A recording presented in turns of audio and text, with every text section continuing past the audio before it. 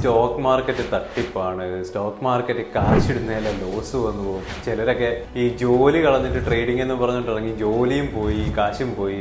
അങ്ങനെ അങ്ങനെ അങ്ങനെ ഒരുപാട് കാര്യങ്ങൾ. എല്ലാ ആൾക്കാരും ഇതുപോലെ കുറേ കഥകൾ എന്നോട് പറയാറുണ്ട്.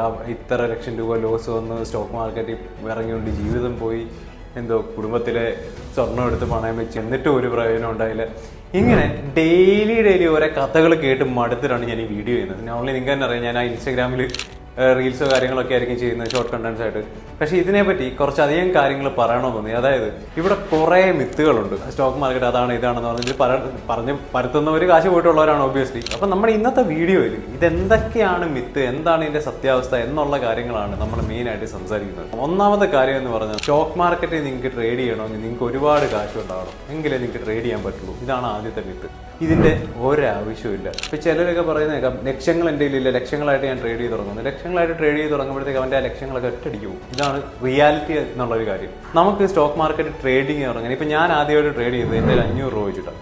അപ്പം നിങ്ങൾക്കും അത് തുടങ്ങാൻ വേണ്ടി 500 രൂപ ആവശ്യം, അല്ലെങ്കിൽ ഒരു 1000 രൂപ മതി. കാരണം നിങ്ങൾ തുടങ്ങുന്ന സമയത്ത് നിങ്ങളൊന്നും അറിയാതാണ് ട്രേഡിങ്ങിലോട്ട് ഇറങ്ങാൻ പോകുന്നത്. ആ ഒരു സമയത്ത് നിങ്ങൾ ഈ പറഞ്ഞ പോലെ ലക്ഷങ്ങളിട്ട് ട്രേഡ് ചെയ്യാനിരിക്കുകയാണെങ്കിൽ ഉള്ള പൈസ എല്ലാം പോകും. അതിപ്പോൾ ഏതൊരു കാര്യത്തിലാണല്ലോ. ഇപ്പോൾ ഈ ക്രിക്കറ്റ് കളിക്കാൻ അറിയാത്ത ഒരാൾ പോയി നിന്നിട്ട് ഫാസ്റ്റ് ബോളറിനെ കൊണ്ട് ബോൾ ചെയ്യിപ്പിച്ച് എങ്ങനെ ഇരിക്കും? അതേ അവസ്ഥയായിരിക്കും. ബോൾ വന്ന് മൂക്കിലടിക്കുന്ന പോലെ തന്നെ ആയിരിക്കും, മൊത്തം കാശ് പോകും. പിന്നുള്ളൊരു കാര്യം എന്ന് പറയുമ്പോഴത്തേക്കും, നമുക്ക് ചെറിയ പൈസ ഇട്ട് തുടങ്ങുമ്പോഴത്തേക്കും നമുക്ക് അതിനെപ്പറ്റി പഠിക്കാനും നഷ്ടങ്ങൾ വന്നാൽ എപ്പോഴും ചെറുതായിട്ട് തന്നെ നിൽക്കും. അപ്പോൾ അതുകൊണ്ട് ലക്ഷങ്ങൾ ഉണ്ടാക്കിയിട്ട് ട്രേഡ് ചെയ്യുള്ളൂ എന്നുള്ളൊരു കാര്യമില്ല. ഏറ്റവും ചെറിയ പൈസ ട്രേഡ് ചെയ്ത് തുടങ്ങുക. അതാകുമ്പോഴത്തേക്കും ലോസുകൾ വന്നാലും തുടക്കത്തിലുള്ള ലോസുകളാണെങ്കിലും വലിയ കുഴപ്പമൊന്നുമില്ല. പിന്നെ ഉള്ള ഒരു കാര്യമാണ് സ്റ്റോക്ക് ട്രേഡിങ് ഗാംബ്ലിംഗ് ആണെന്ന് ചിലർ പറയും. സ്റ്റോക്ക് ട്രേഡിംഗ് എന്നല്ല, എന്ത് കാര്യമാണെങ്കിലും നമ്മൾ ആദ്യം ചെയ്യേണ്ട കാര്യം എന്താണ്? ഒരു കാര്യത്തിലോട്ട് നമ്മൾ ഇറങ്ങിത്തിരിക്കുമ്പോഴത്തേക്കും നമ്മൾ അതിനെപ്പറ്റി പഠിക്കുക.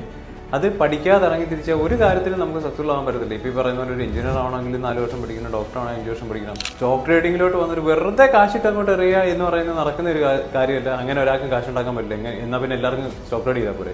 ആദ്യം പറഞ്ഞ കാര്യമാണെങ്കിൽ നമുക്ക് ഒരുപാട് പൈസ വേണമെന്ന് പറയും. രണ്ടാമത് പറഞ്ഞ ഈ ഗാംബ്ലിംഗ് ആണെന്ന് പറയും.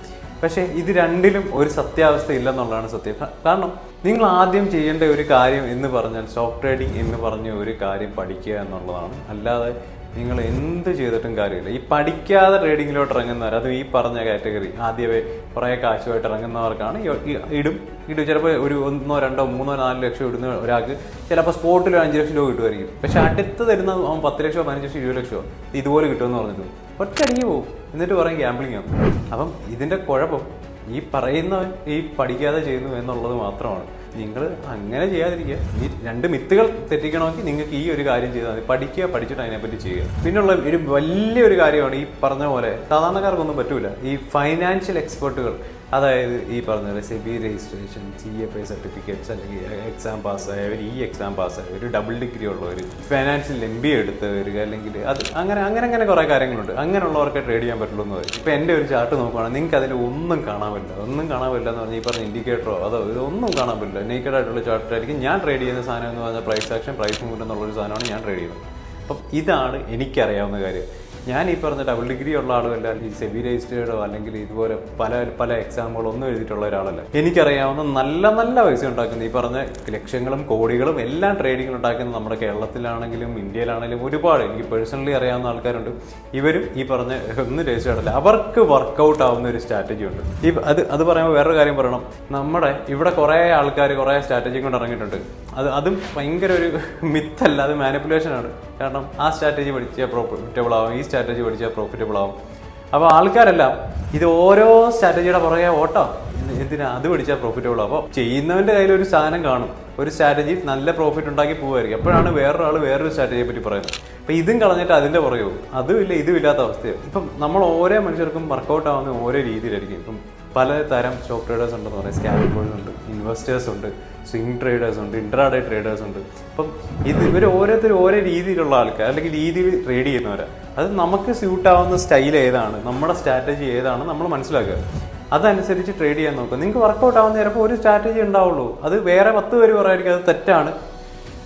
The end of the day stock മാർക്കറ്റിൽ നമ്മുടെ ആവശ്യം എന്ന് പറഞ്ഞാൽ നമ്മുടെ വെൽത്ത് ജനറേറ്റ് ചെയ്യുക, നമ്മൾ കാശുണ്ടാക്കുക എന്നുള്ളതേ ഉള്ളൂ.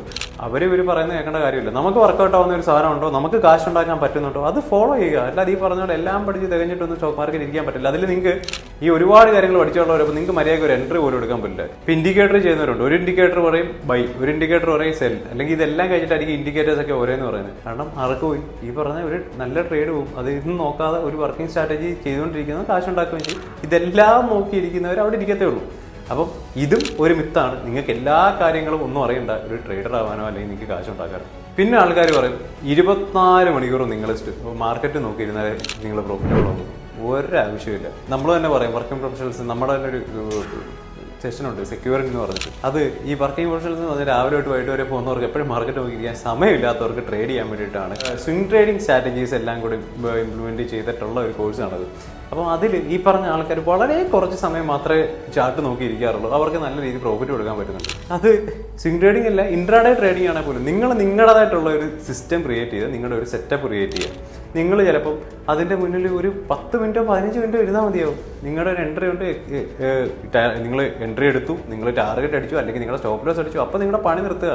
നിങ്ങളുടെ ഒരു ദിവസത്തെ ലോസ് നിങ്ങളുടെ ടാർഗറ്റ് കാണും. ആ ലോസ് ടാർഗറ്റ് എത്രയാണോ അതടിക്കുമ്പോൾ അപ്പം ഇറങ്ങിക്കോണം. പിന്നെ അവിടെ ഇരുന്ന് വെറുതെ സമയം കളയരുത്. കാരണം അങ്ങനെയാണ് നിങ്ങൾ ഓവർ ട്രേഡ് ചെയ്യുന്നതും കുറേ കാശ് കൊണ്ട് കളയുന്നത്.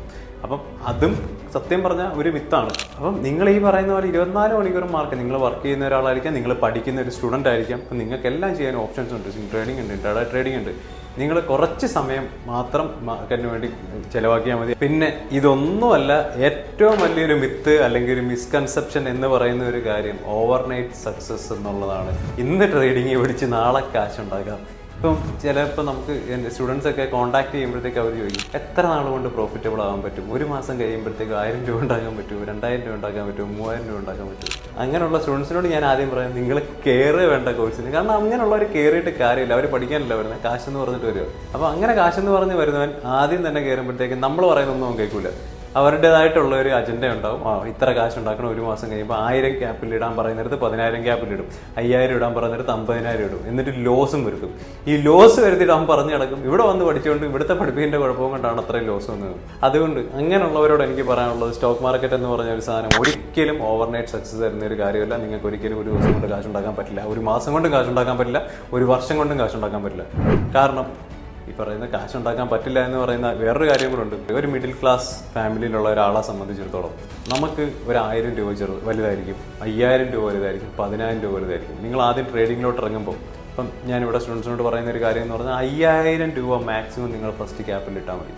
അത് കൂടുതൽ ഇടരുത്. കാരണം ഈ 5000 രൂപ 10000 രൂപ വലുതായിട്ടുള്ള ഒരാൾ പെട്ടെന്നൊരു വലിയ ഒരു എമൗണ്ട് ലോസ് വരുന്നതുകൊണ്ട് അയാൾക്ക് അത് സഹിക്കാൻ പറ്റില്ല. അപ്പം ചെറിയ ലോസുകളെയും തുടങ്ങുക. ഓക്കെ, ആദ്യം 100 രൂപ ലോസ് കണ്ടു, പിന്നെ 500 രൂപ ലോസ് കണ്ടു, 1000 രൂപ ലോസ് കണ്ടു, പിന്നെ 2000 രൂപ ലോസ് കണ്ടു. അപ്പം ഇങ്ങനൊരു സ്റ്റേജിൽ പോകുമ്പോഴത്തേക്ക് ആൾ പയ്യെ പയ്യെ റെഡിയായി വരും. കാരണം അല്ലാതെ ആ ഒറ്റയടിക്ക് 5000 ലോസ് കാണുന്നെങ്കിൽ ആദ്യം തന്നെ പതായി പോകും. എന്നിട്ട് സ്റ്റോക്ക് മാർക്കറ്റും വേണ്ട, ട്രേഡിങ് വേണ്ടെന്ന് പറഞ്ഞ് ഓടത്തേ ഉള്ളൂ. അപ്പം ആ ഒരു സിറ്റുവേഷൻ വരാൻ നോക്കുക. നിങ്ങൾക്ക് ഒരു 3 മാസം കൊണ്ട് ചിലപ്പോൾ ഒരു 500 രൂപ ഒരു ദിവസം അല്ലെങ്കിൽ ഒരു 1000 രൂപ ഒരു ദിവസം നിങ്ങൾക്ക് എടുക്കാൻ പറ്റുമായിരിക്കും. പക്ഷേ ആ ഒരു 1000 രൂപ നിങ്ങൾക്ക് പ്രോഫിറ്റ് എടുക്കണമെങ്കിൽ പോലും നിങ്ങൾ അതുപോലെ വർക്ക് ചെയ്താലേ നിങ്ങൾക്ക് അങ്ങനെ ജനറേറ്റ് ചെയ്യാൻ പറ്റുള്ളൂ. അതുപോലെ നിങ്ങൾക്കൊരു 10000 രൂപ 20000 എടുക്കാനാണെങ്കിൽ നിങ്ങൾക്ക് ചിലപ്പോൾ ഒരു 6 മാസം പിടിക്കാം. പക്ഷേ നിങ്ങളിപ്പോൾ ഒരു ജോലിയിൽ വർക്ക് ചെയ്യുകയാണ്, ആ ജോലിയിലുള്ള ഒരു ശമ്പളമാണ് നിങ്ങൾക്ക് ഒരു ദിവസത്തെ പ്രോഫിറ്റായിട്ട് വേണ്ടതെന്നുണ്ടെങ്കിൽ ഈ പറഞ്ഞ പോലെ ചിലപ്പം 1 വർഷം എടുക്കാം, 1.5 വർഷം എടുക്കാം, 2 വർഷം എടുക്കാം, ചിലപ്പോൾ ഈ പറഞ്ഞ ഒരു 6 മാസം കൊണ്ട് തന്നെ നടക്കാം. അത് നിങ്ങളുടെ സ്കില്ല്, നിങ്ങളുടെ ടാലൻറ്റ് എത്രത്തോളം പെട്ടെന്ന് നിങ്ങൾക്ക് മണിയായിട്ട് ഡിറ്റാച്ച് ചെയ്യാൻ പറ്റുന്നുണ്ട് എന്ന് വെച്ചാൽ പൈസ പോകുമ്പോൾ ലോസും ഒക്കെ കണ്ടുകൊണ്ട് ചിരിച്ചുകൊണ്ടിരിക്കാൻ പറ്റുന്നുണ്ട്, അല്ലെങ്കിൽ പ്രോഫിറ്റ് ആണെങ്കിലും ലോസ് ആണെങ്കിലും ഇമോഷൻ ഇല്ലാതെ നിങ്ങൾക്ക് ഇരിക്കാൻ പറ്റുന്നുണ്ട്. ഇങ്ങനെയുള്ള കുറേ ഫാക്ടേഴ്സ്. കാരണം ട്രേഡിംഗ് എന്ന് പറയുന്നത് ഒരു സൈക്കോളജിക്കൽ ഗെയിമാണ്, ഇമോഷൻസിൻ്റെ ഒരു ഗെയിമാണ്. നിങ്ങൾ എത്രയും പെട്ടെന്ന് നിങ്ങളുടെ സൈക്കോളജി കറക്റ്റ് ആക്കുന്നു, നിങ്ങളുടെ ഇമോഷൻസ് കറക്റ്റ് ആക്കുന്നു, അത്രയും പെട്ടെന്ന് നിങ്ങൾ വലിയ വലിയ പ്രോഫിറ്റുകൾ ഉണ്ടാക്കി തുടങ്ങും. അപ്പം ചുരുക്കം പറഞ്ഞാൽ ഇപ്പോൾ 1000 രൂപ ലോസ് ആകുമ്പം ഉള്ള അതേ രീതിയിൽ അല്ലെങ്കിൽ അതേ ഒരു മാനസികാവസ്ഥയിൽ തന്നെ നിങ്ങളൊരു 10000 രൂപ ലോസ് വന്നാലും ഇരിക്കാൻ പറ്റണം. അതാണ് ബേസിക് ആയിട്ടുള്ള ഒരു കാര്യം. അപ്പം ഇത്രയും കാര്യങ്ങൾ നിങ്ങൾ റെഡിയാണ് എന്നുണ്ടെങ്കിൽ ഈ പറഞ്ഞ പോലെ ഓവർനൈറ്റ് അല്ലെങ്കിലും നിങ്ങൾക്ക് സക്സസ്ഫുൾ ആകാൻ പറ്റും. പക്ഷേ ഓവർനൈറ്റ് സക്സസ് ആണ് നിങ്ങൾ ആഗ്രഹിക്കുന്നത്, അല്ലെങ്കിൽ പെട്ടെന്ന് കാശുണ്ടാക്കണമെന്നുള്ളതാണ് നിങ്ങളുടെ ആഗ്രഹം, പഠിക്കാൻ റെഡിയായിട്ട കാശ് മതി എന്നുള്ള മൈൻഡുള്ളവരാണെങ്കിൽ ഈ കണ്ടുകൊണ്ടിരിക്കുന്നവരോട് എനിക്കിതേ പറയാനുള്ളൂ, നിങ്ങൾ ട്രേഡിങ്ങിൻ്റെ അടുത്തോട്ടേ വരരുത്. നിങ്ങൾ നാളെ പറയും ബാക്കിയുള്ളവരോട് തട്ടിപ്പോകാൻ, എന്നിട്ട് മര്യാദയ്ക്ക് ചെയ്യാൻ നിൽക്കുന്നവരെ കൊണ്ട് പോലും നിങ്ങൾ ചെയ്യിക്കില്ല. അതുകൊണ്ട് ഈ പലരും പറയുന്നത് കേൾക്കാതിരിക്കുക, നിങ്ങൾ ചെയ്ത് നോക്കുക, നിങ്ങൾ എഫേർട്ട് ഇടുക, നിങ്ങൾ പഠിക്കുക, കുറേ കാര്യങ്ങൾ ഇംപ്ലിമെൻറ്റ് ചെയ്ത് നോക്കുക, നിങ്ങൾ പഠിക്കുന്ന കാര്യങ്ങൾ, നിങ്ങളുടെ ഒരു സ്ട്രാറ്റജി വിശ്വസിക്കുക, നിങ്ങൾക്ക് വർക്കൗട്ട് ആവുന്ന കാര്യങ്ങൾ വിശ്വസിക്കുക, അനാവശ്യമായിട്ട് അവർ വരും പറയുന്നത് കേൾക്കാതിരിക്കുക. അപ്പം ഇങ്ങനെയൊക്കെ ചെയ്യുമ്പോൾ തന്നെ നിങ്ങളുടെ കുറേ പ്രശ്നങ്ങൾ മാറും.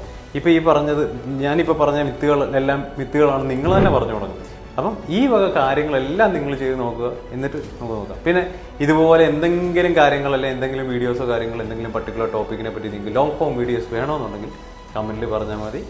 അപ്പം see you on another video. Until then, bye bye.